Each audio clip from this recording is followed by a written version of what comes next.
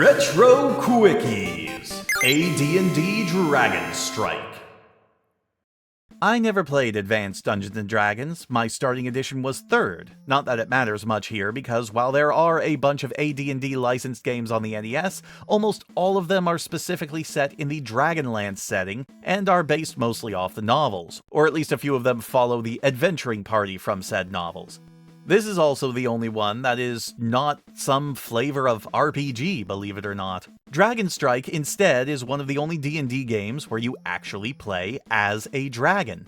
But it is sorely lacking in the dungeon part of the name. It's a shooter that actually has a lot in common with helicopter shooters of the era, as you have free range to fly around a wide open area, avoiding obstacles, adjusting your altitude, and destroying enemies, while trying to complete whatever mission is given to you to open up the end of the level. At the start of the game, you choose between 3 different dragons: bronze, silver, or gold, each with varying stats like offense, defense, life, magic ability, and so on, and then you're on your way. Every level at the start, you're given a briefing screen telling you what you need to do, then you're dropped into the level and have to figure it out. The missions range from defeating all of a certain type of enemy, luring out and then defeating a specific enemy, just getting to the end of a stage, or collecting certain items. Sometimes you'll fight a boss, like this Kraken, or something resembling a boss, like destroying all the towers on a fortress. It's actually a pretty fun game, as the levels are never very long or wide, but they feel very open, which gives you some room to figure out how best to tackle them as you please. You also have to keep in mind that you can change between 2 different altitudes, since not only is that necessary for dodging certain attacks, but you also can't hit enemies that are on different altitudes from you, obviously. Controls do take a bit of getting used to, especially if you're only familiar with more traditional scrolling shooters. Your dragon will constantly fly forward, but rather than just moving him from side to side, moving left and right will make him turn in that direction, allowing you to easily loop around in circles, which is very important considering how often you'll be engaging in dogfights in this game. You also can't really rapid fire in this game, as your dragon won't launch a new attack so long as there are still parts of their attack on the screen, so a turbo button, or even just mashing, doesn't help much here. You can pick up items to increase your health, flight speed, and give you special magic shots that you can use with the B button, though most of them are pretty underwhelming.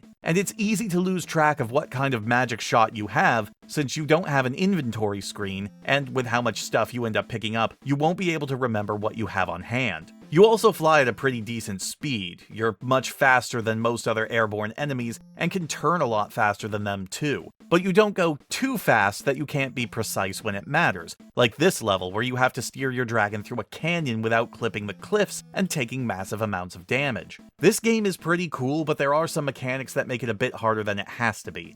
First of all, there's the fact that your attack power is directly tied to your health. When you start off, you get a triple shot, and can even overcharge your health to get a massive 5-bullet spread. This ironically makes your shots slower, which can make dogfights a bit more dangerous. When you lose a third of your health, you downgrade to a 2-shot V-spread, which is so much harder to aim, and when you're down to a third, you only get a single shot straight ahead, which not only means you're doing much less damage, but are also in a lot more danger. It's deceptively hard to line up a proper shot with something that's right in front of you, especially when it's something that can shoot back. Your shots also don't have great range, disappearing when they don't even hit half of the screen, meaning you have to get pretty up close and personal with some targets in order to take them down. Especially with later fights, like the ones against the fortresses. It always feels like you're taking more damage than you're giving when you have to fight them head on. The game looks great though, the environments are really nicely designed, and there's a lot of variation to the locations that you visit. The portraits and sprites for the dragons and the oversized boss sprites are a treat to see too.